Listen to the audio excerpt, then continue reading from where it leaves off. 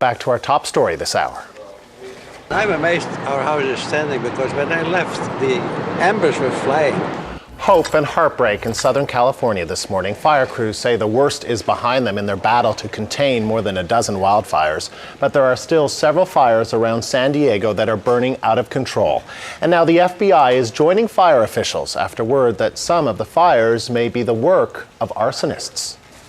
Earlier this week, U.S. President Bush declared 7 counties as major disaster areas, and he'll see them firsthand today. The CBC's Henry Champ is in our Washington bureau. Henry. Hi, good morning, Andrew. Well, you can know that in a few minutes the president will be leaving for California. This will be his visit at the invitation of Governor Arnold Schwarzenegger. We've got a picture here of Air Force One at Andrews Air Force Base. It will be leaving in about 15 minutes from Andrews, and the president, we know, is now leaving the White House on a helicopter, Marine One, which will be arriving here. The day for the president is relatively short out in California. He will be, among other things, lunching with firefighters and officials. He says in particular he wants to meet those who are doing the battle with the flames. There will also be sometime in the afternoon a live event, which we presume is going to be the president briefing the American people on what he's seen. Great concerns here about the comparison to this event and the one in New Orleans, where he uttered those famous words, "You're doing a great job, Brownie," and conducted an interview as if things were fine in Katrina, only to find out over the next days that there was a total collapse of the support. He will also, upon his arrival with the governor and a few key officials, we believe Homeland Security Chief Michael Chertoff as well, be on board a chopper, and they will do an overflight of the key areas to give the president an idea of exactly what extent the damage is, and he'll probably get a better view than most of us have of the total acreage in these 7 counties that has been destroyed by this fire, Andrew. And Henry, as the president heads to this latest disaster zone, many, of course, as you mentioned, are remembering how much he was criticized for turning up so late to New Orleans after Hurricane Katrina. What are you hearing about that?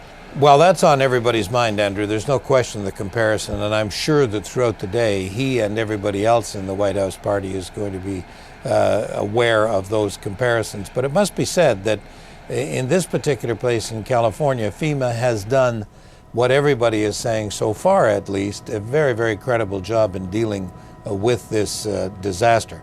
There are some advantages in California in the sense that a fire, however tragic, and we don't mean to in any way diminish the tragedy that's out there, but nonetheless, fires move slowly, and people do have opportunities to evacuate more easily than what took place in New Orleans, where you had a collapse of the levees, and almost within minutes, floodwaters were pouring into neighborhoods throughout that city. So there's no question that in that sense, FEMA has done a good job. The other thing in the preparedness category, FEMA will claim, and they would be right, that in many of these major areas they've had stockpiles of material put out which was not available at New Orleans. And we saw, for example, when people were taken to various shelters, including the football stadium at San Diego, cots and blankets, food supplies, water, all of those things were there.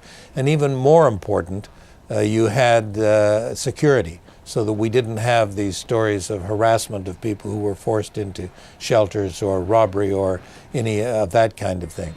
Now, the key test will be, of course, after the fire has stopped and everybody takes a deep breath and looks then at the hundreds of thousands of people who've been evacuated, the untold tens of thousands of people who will have lost their homes and will be in dire straits, and the questions of recovery. There's been real damage to the infrastructure in California, to electricity lines that are key in grids.